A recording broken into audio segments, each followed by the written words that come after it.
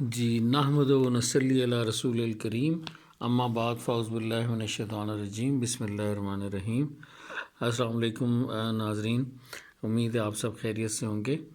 آج اپنے ماشاءاللہ درس نمبر 13 کا آغاز کرتے ہیں۔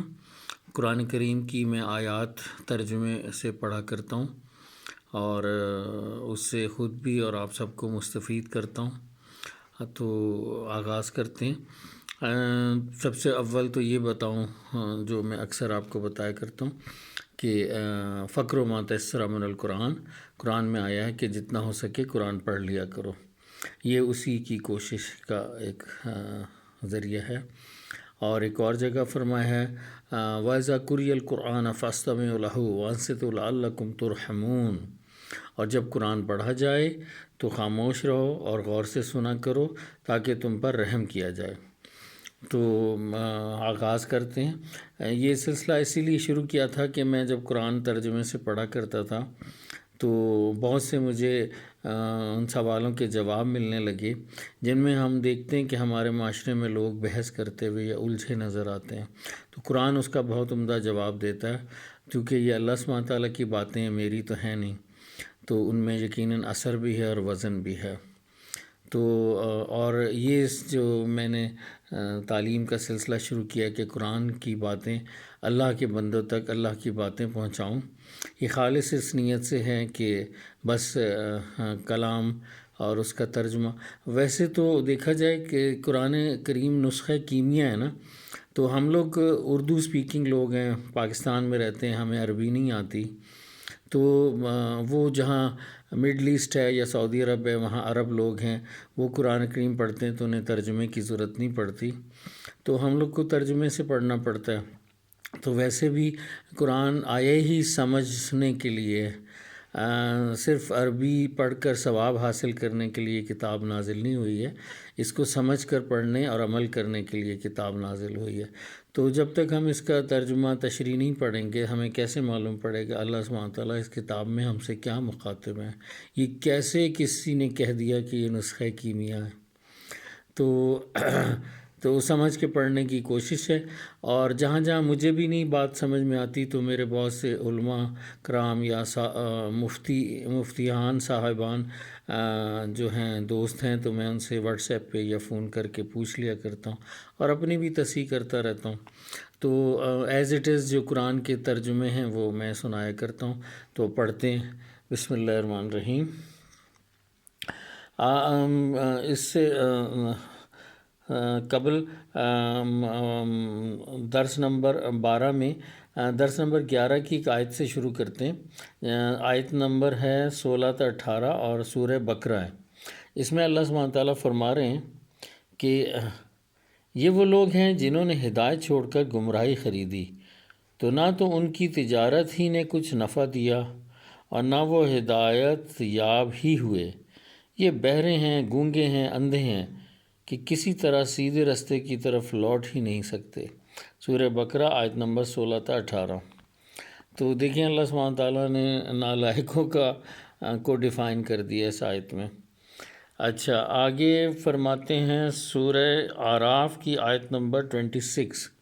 اس میں اللہ سبحانہ تعالیٰ فرما رہے ہیں آدم علیہ السلام اماں حوا کے حوالے سے یہ آیت مبارکہ ہے کہ اے بنی آدم، دیکھنا کہیں شیطان تمہیں بہکا نہ دے، جس طرح تمہارے ماں باپ آدم و حوا کو بہکا کر بہشت سے نکلوا دیا اور ان سے ان کے کپڑے اتروا دیے تاکہ ان کے ستر ان کو کھول کر دکھا دے۔ وہ اور ان کے بھائی تم کو ایسی جگہ سے دیکھتے رہتے ہیں جہاں سے تم ان کو نہیں دیکھ سکتے۔ یہ شیطان اور اس کے جو چیلے ہیں اس کے متعلق یہ بات ہے، دیکھتے رہتے ہیں جہاں سے تم ان کو نہیں دیکھ سکتے۔ ہم نے شیطانوں کو انہی لوگوں کا رفیق بنایا ہے جو ایمان نہیں رکھتے۔ سورہ اعراف آیت 26۔ دیکھیں کیا خوب آیت مبارکہ ہے کہ یعنی اس آیت مبارکہ میں اللہ سبحانہ تعالیٰ نے کتنا عمدہ اشارہ فرما دیا کہ دیکھو شیطان تمہارا کھلا دشمن ہے، اس کی باتوں میں نہیں آنا۔ اس سے قبل وہ تمہارے ماں باپ کو بہکا کر جنت سے نکلوا چکا ہے، یعنی آدم علیہ السلام اور اماں حوا کو۔ تو اس نے وہاں غلطی کروائی تھی تاکہ ان کے سطر کھول دے، اور وہ جو چھپی چیزیں جو پردے کی ہیں بتائی گئی ہیں وہ ان پر آشکار ہو جائیں۔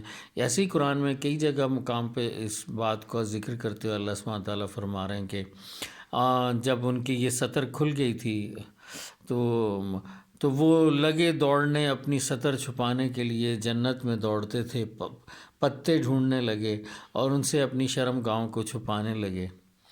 تو شیطان نے وہ کر دکھایا جو اس نے اجازت لی تھی۔ تو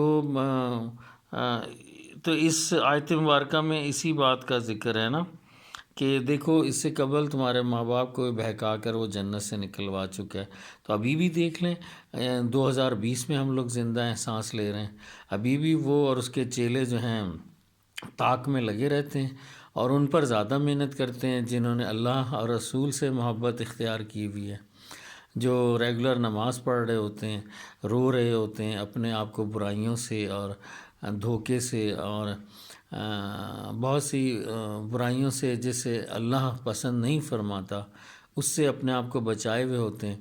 تو اس کے لیے تو بہت بڑی مشکل ہے نا، وہ اس بات پہ راضی نہیں ہے کہ ہم سیدھے راستے چلیں، تو ہم لوگوں پہ زیادہ محنت کرتا ہے۔ اور جو کافر ہیں یا شیطانی کاموں پہ آلریڈی چل رہے ہیں ان پہ اسے فکر نہیں ہے، وہ کہتے ہیں یہ تو آلریڈی میرے ساتھی ہیں، ان کو جہنم کے گھڑے تک پہنچا کر آؤں گا۔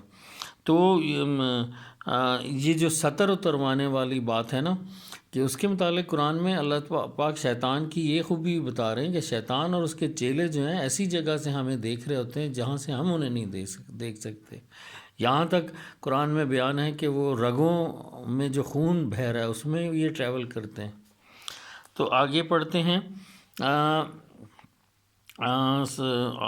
سورہ بقرہ کی آیت نمبر 38 ہے، اس میں اللہ سبحانہ تعالیٰ فرما رہے ہیں جب تمہارے پاس میری طرف سے ہدایت پہنچے تو اس کی پیروی کرنا کہ جنہوں نے میری ہدایت کی پیروی کی ان کو نہ کچھ خوف ہوگا اور نہ وہ غمناک ہوں گے۔ سبحان اللہ و بحمدہ۔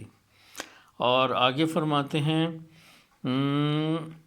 سورہ بقرہ کی آیت نمبر 45 تا 46 ہے، اس میں اللہ سبحانہ تعالیٰ فرما رہے ہیں اور رنج و تکلیف میں صبر اور نماز سے مدد لیا کرو۔ واہ، اچھا، اور بے شک نماز گراں ہے مگر ان لوگوں پر گراں نہیں جو عاجزی کرنے والے ہیں، جو یقین کیے ہوئے ہیں کہ وہ اپنے پروردگار سے ملنے والے ہیں اور اس کی طرف لوٹ کر جانے والے ہیں۔ سبحان اللہ و بحمدہ، سبحان اللہ العظیم۔ آگے فرما رہے ہیں سورہ بقرہ کی ہی ہے آیت 74، اس میں اللہ سبحانہ تعالیٰ فرما رہے ہیں پھر اس کے بعد تمہارے دل سخت ہو گئے گویا وہ پتھر ہیں یا ان سے بھی زیادہ سخت، اور پتھر تو بعضے ایسے ہوتے ہیں کہ ان میں سے چشمے پھوٹ نکلتے ہیں اور بعضے ایسے ہوتے ہیں کہ پھٹ جاتے ہیں اور ان میں سے پانی نکلنے لگتا ہے، اور بعضے ایسے ہیں کہ اللہ کے خوف سے گر پڑتے ہیں اور اللہ تمہارے عملوں سے بے خبر نہیں۔ سورہ بقرہ آیت نمبر 74۔ اللہ اکبر، سبحان اللہ و بحمدہ، سبحان اللہ العظیم۔ ہمارے دل اتنے سخت کیوں ہیں؟ پتھر کی مثال اللہ پاک نے دے دی، وہ پھٹ پڑتا ہے، اس میں سے پانی نکلنے لگتا ہے، چشمے پھوٹ جاتے ہیں، حالانکہ پتھر ہمارے دل سے کہیں زیادہ سخت ہے۔ ہمارے دل کیوں اتنے سخت شیطان نے کر دیے کہ یہ پھٹتے نہیں اور نہ اس میں سے چشمے پھوٹتے ہیں؟ بہت کم گنتی پہ لوگ ہیں جن کی آنکھوں سے اللہ اور رسول کے لیے آنسو گرتے ہیں۔ ہم لوگ تو مسجدوں میں بھی جا کے اپنے مسائل پہ رویا کرتے ہیں نا، کبھی توجہ سے نماز پڑھ رہے ہوں، ورنہ تو نماز میں سارا حساب دنیا داری کا کر رہے ہوتے ہیں۔ تو اور کتنی بڑے واقعات اور حدیثیں بڑے لوگوں کی سنا رہے ہوتے ہیں، آیتیں پڑھ رہے ہوتے ہیں مجلسوں میں، تبلیغی جماعتوں میں۔ تو میں اکثر پوچھتا ہوں کہ ہم لوگ نے اتنی ساری محنت جو کر رہے ہیں، کیا ہم لوگ نے آج تک ویسی کوئی نماز ہم میں سے پڑھی ہے کسی نے اتنی ٹریننگ حاصل کرنے کے بعد کہ پنڈلی سے تیر نکال لیا جائے اور خبر تک نہ ہو، درد ہی نہ ہو؟ تو ایسی نماز کا مظاہرہ حضرت علی رضی اللہ عنہ نے کر کے دکھایا تھا۔ نبی پاک صلی اللہ علیہ وسلم نے فرمایا تھا جب وہ نماز پڑھے تو تیر نکال لینا۔ تو ہم لوگ ابھی تک وہ والی نماز کیوں نہیں پڑھ سکے کہ پوری توجہ سے اللہ تعالیٰ سے جڑ جائیں۔ خیر، صدق اللہ العظیم۔ آج کے درس نمبر 12 کا اختتام یہیں پر کرتے ہیں، اور اللہ سبحانہ تعالیٰ ہماری محنت کو قبول فرمائے اور سیدھے راستے پہ چلائیں اور رحم کا معاملہ کریں۔ وہ ہے نا، رب اغفر ورحم وانت ارحم الراحمین وانت خیر الغافرین وانت خیر الرازقین وانت خیر الوارثین وانت خیر المنزلین بیدک الخیر وعلی کل شیء قدیر وآخر الدعوانا ان الحمد للہ رب العالمین۔ اجیب دعوت الداع اذا دعان فلیستجیبوا لی ولیؤمنوا بی لعلہم یرشدون۔ ان ربی لسمیع الدعاء ان ربی قریب مجیب۔ سبحان ربک رب العزت عما یصفون وسلام علی المرسلین والحمد للہ رب العالمین۔ ان اللہ وملائکتہ یصلون علی النبی یا ایھا الذین آمنوا صلوا علیہ وسلموا تسلیما۔ اللہم صل علی محمد وعلی آل محمد کما صلیت علی ابراہیم وعلی آل ابراہیم انک حمید مجید۔ اللہم بارک علی محمد وعلی آل محمد کما بارکت علی ابراہیم وعلی آل ابراہیم انک حمید مجید۔ صدق اللہ العظیم۔ السلام علیکم ورحمۃ اللہ۔